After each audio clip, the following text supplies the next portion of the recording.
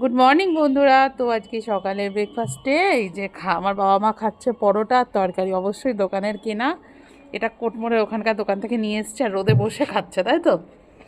তো খাও। আর এই যে মনোজের খাওয়া হয়ে গেছে আর আমি এখনও খাইনি, আমি খাবো। চা বসিয়েছি, আমার তো আবার চা ছাড়া খাওয়া হয় না। ও মা খাও। শরীর কেমন আছে? তাকাও, শরীর কেমন আছে? সে ব্যথা করুক, পেট থাকলে ব্যথা হবে।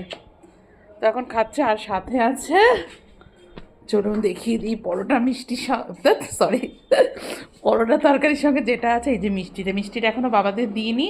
কারণ হলো যে এই পরোটাটা খেয়ে নিই, বাবা তরকারি মিষ্টি খাওয়ার সব মাথা মাথা গুলে গেছে আর বলেন না।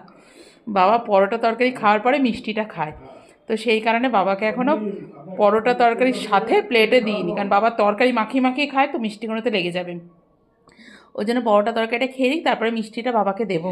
আর মনোজের তো সব কমপ্লিট, মানে দিতে দিতে ওর তো কমপ্লিট হয়ে যায়। আমি খেতে পারি না আগের মতো। ও আগের বোতলে কি খেতে পারে না। আর বাবা মা খাচ্ছে আর আমি এদিকে তো বসিয়ে দিয়েছি চা, কারণ চা ছাড়া আমার আবার হয় না। চা দিয়ে চাটা এখন ফুটুক, দুধ দেওয়া বাকি আছে, দুধটা আমি নামিয়ে দিই, চাটা ফুটছে। তো এইটুকুই আপডেট থাক এখন সকালকার। তারপরে তো আবার রান্না বান্নার ব্যাপার আছে, তখনকার মতো টাটা। আর বাবা না আমাদের বাড়িতে গাছগুলো কেটে দেওয়াতে আমাদের উঠোনে এখন ভীষণ পরিমাণে রোদ এসেছে। আগে বেশ মানে আগে গাছপালার জন্য রোদটা ভালো আসতো না। আর আমার বাড়ির দুই ছানা এখনও নামেনি ওপর থেকে, এক ছানা ঘুমাচ্ছে আর এক ছানা উঠেছে, এখনও নিচে আসেনি। তো এখন কেটে দিয়ে আমাদের উঠোনটা যেন ভীষণ রোদ হয়েছে, দেখুন কি রোদ,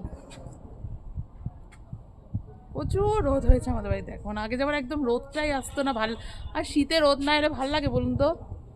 তো এখন রোদে খুব ভাল লাগছে, বেশ বসা যায় অনেকক্ষণ ধরে, রোদে খাওয়া